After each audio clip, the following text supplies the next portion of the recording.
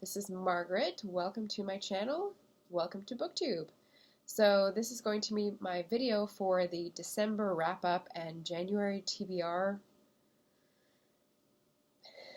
Yeah, it should be pretty straightforward, so let's see how long it takes to get through it. December TBR. December was a busy month, I will say. I had to take 2 videos out because the Christmas holiday and the Yola Bogaflode weekend.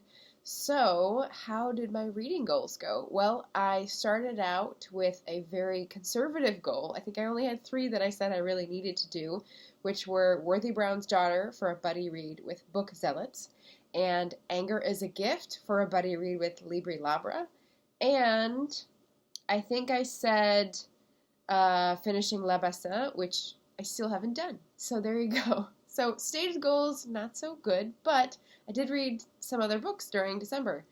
So let's see. I finished Sister Outsider, I think at the beginning of the month, by Audre Lorde, and I'm going to have a special video for talking about Sister Outsider along with Hood Feminism because I read them in the 2 succeeding months, and so I thought they'd be good to compare to each other. I did read Passing while I was down in California and really loved it. Nella Larsen's book that a lot of people read because of The Vanishing Half, and I haven't read The Vanishing Half, but it also has to do with passing for white and what things that brings up. And my biggest comment about that was that I had no idea the impact that created with a ripple-like effect on other people. So the novel really gets into the perspective of someone who is not passing, but is roped into sort of participating in the charade for someone else's choice. And like it becomes this whole thing, and it was very tense and suspenseful, and there were a lot of little things that I'd love to go into more depth, but I think I'll read Quicksand, which is in the same volume, but another short novel by Nella Larsen to try to get at some of the similarities and the themes that she's diving into to get a better sense of that. All right, so Passing was great. And then I did some non-physical books. So I listened to Speak for the Trees, which was an audiobook on Libro FM by Diana Beresford Kroger. And that was like 7 different books all in one. She started off with sort of a memoir thing about her childhood and the sort of trauma, the loneliness, and what she was sort of thrust into as a role cross-cultural bridge, and then how that actually helped her heal and learn, and how that gave her a life purpose, and sort of then it was on to her job and what she learned as a scientist and how she stood up for herself as a woman, which is great. And then we got a little bit of background in the history of the Celtic lore and knowledge, but I probably wanted more of that. Like, I know we don't have written records of the Druids, but more about plant knowledge would be my druthers. And then the last, 20% was going through all right, that took several more Google searches than it should have needed, but Ogum Script.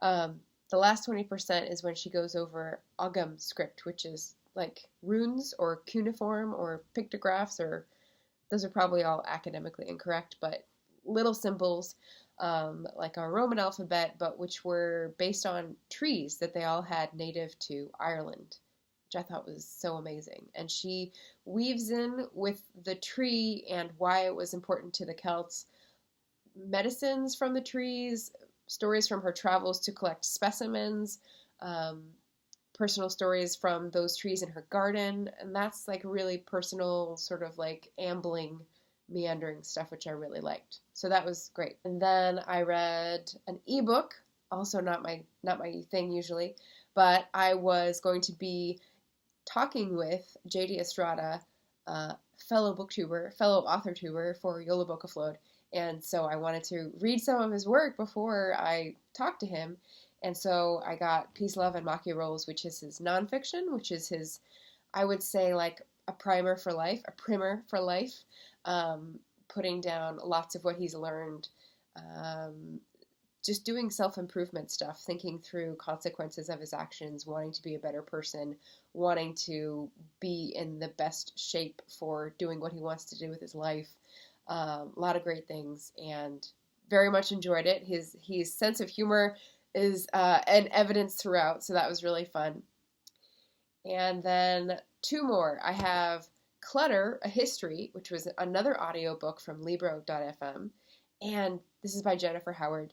It started out very dark, very, this is what I did to clean out my mom's hoarding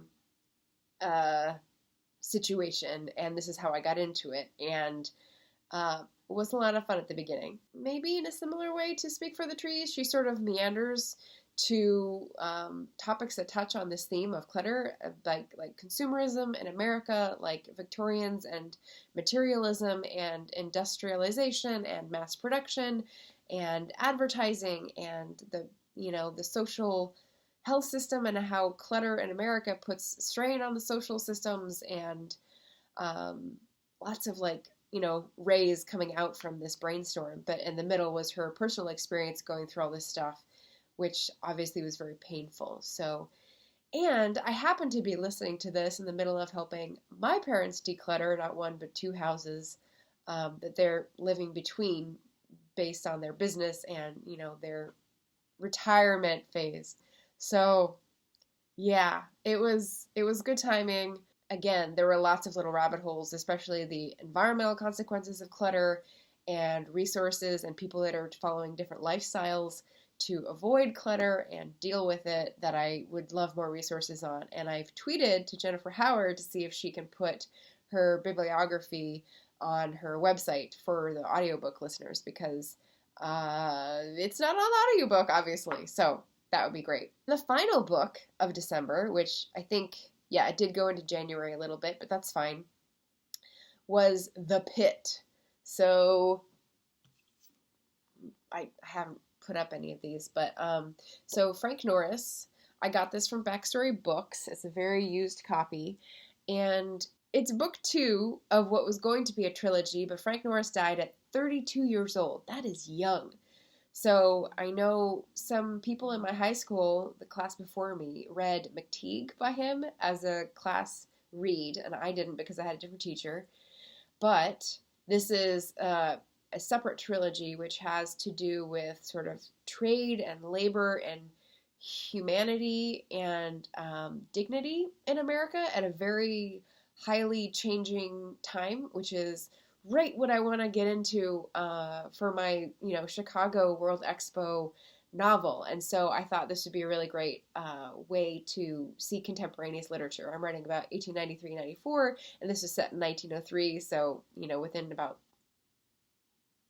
10 years. What did I think of The Pit? Well, it was easy to read. There were several scenes that he set that were very symbolic, and you could sort of hear his, almost like spoken word poetry, you could hear his preparation for what he wants you to absorb. The dark building of the Chicago Board of Trade lurking at the end of the boulevard, blocking out the light. And the pit itself is like the symbol of this like whirling maelstrom. I picture like the Naruto whirlpool, or something in the Minch between Scotland and the Hebrides that's just like waiting to suck your ship down, and how that really catches little players up, and the sort of forces of the world economy can't be controlled by humans, and there's all these sort of big, grander things. But what it didn't do is it didn't really get at the social ills. It was really treating just like 5 people caught up in this thing. They were all well-to-do, and it really sort of got sucked into the love story itself. So there was like, basically, it's about the woman who has all these suitors, and who does she choose, and how does it work out, and who ends up winning, not just her hand, but winning in life. So I felt like that could have taken less of a center stage, and like the greater swaths of society could have taken a bigger part. But I mean, that's because I want to learn more about them and write about them in my book. So obviously your mileage may vary, other readers. So I do want to read The Octopus and see if he does a similar thing. That's the first in the trilogy, which is about the growers of wheat in California, and the this one was supposed to be about the distribution networks, but not really. The Octopus is probably about the growers wrestling with the grain elevators and the storage, because they're sort of also, the economy is bigger than them and all the little players just lose out. So I'd love to see what he does with that, but I haven't found a used copy yet, so we'll see. So that was the last book. So that is my December wrap up. The way I wrapped up my December was great. Went to bed at 11. There were fireworks on the street. Went quietly to sleep and ushered the new year in happily, hopefully, and optimistically. So happy 2021. Now for January. What am I expecting to do in January? Well, the one side note I will put in here is that I have a new tier, a new benefit on my Patreon, which is a book club. So hopefully that, galvanizes some of you to check it out. I just put up a Patreon post that's available to the public that's all about explaining why I'm on Patreon in the first place. So in case you missed it in September, the book club is going to be alternating book chats with live stream chats about other themes. I got this idea from Kate Howe, and so thank you, Kate. She started a book club a couple months ago, and it's going to be alternating, and I thought, oh, duh, that's a great way to get people a benefit without doing so much work that it makes it not feasible monetarily. So I went, yes, I can do that.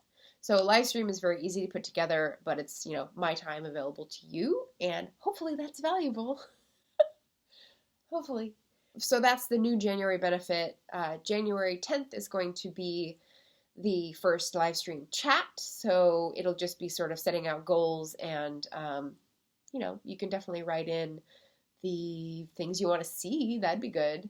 But then February 21st is going to be our first book chat, and we're going to do Survival Math by Mitchell S. Jackson, which is a book I started 5 months ago and then put to the side and haven't caught up on. So I'd really love people to talk about that with, and this is my ploy.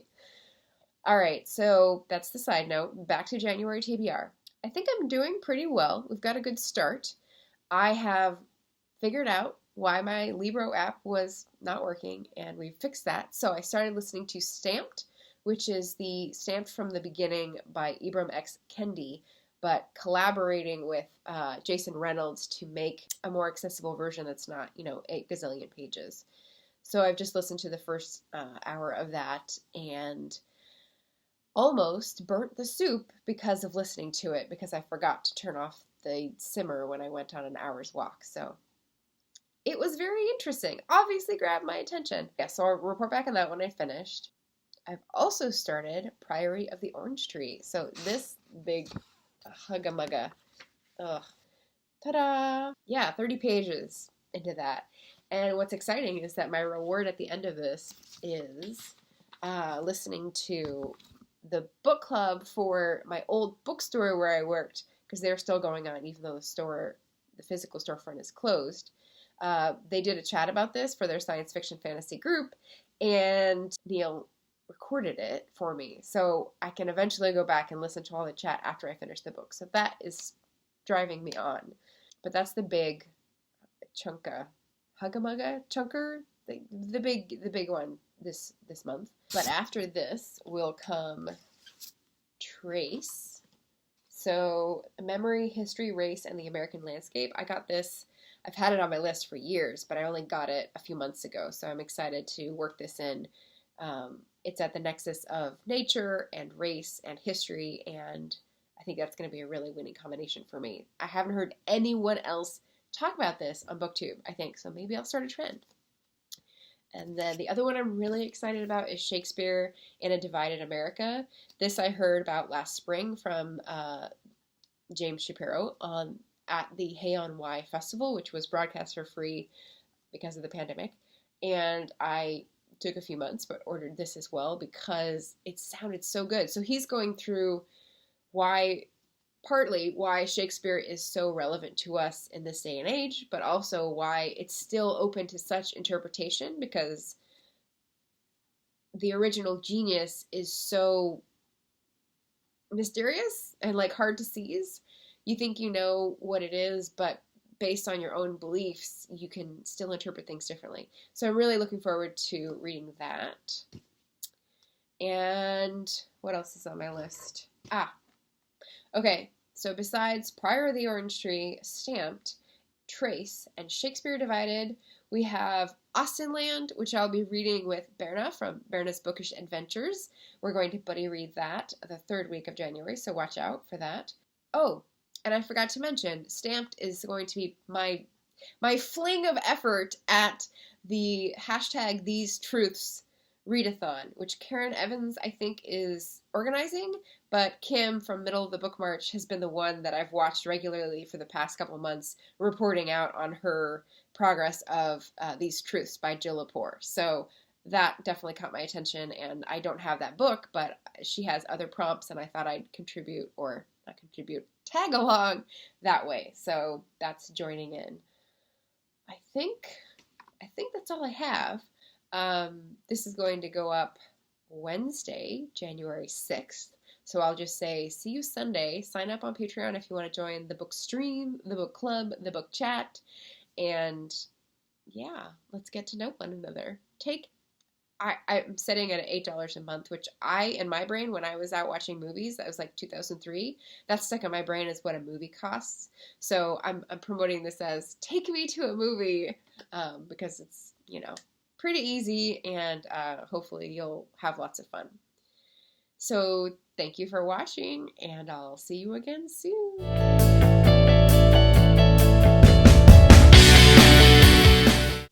I'm blanking on it. The guy who received the alphabet, and what is the written language of the ancient Celts called? What is the ancient written language of the Celts called? What is the ancient practice of runes in the Celtic culture called? What is the name of the Celtic rune language? What are Celtic runes called? Oh my God. Why is none of this bringing up what I want? Celtic language based on trees. Ogum. Jesus Christ.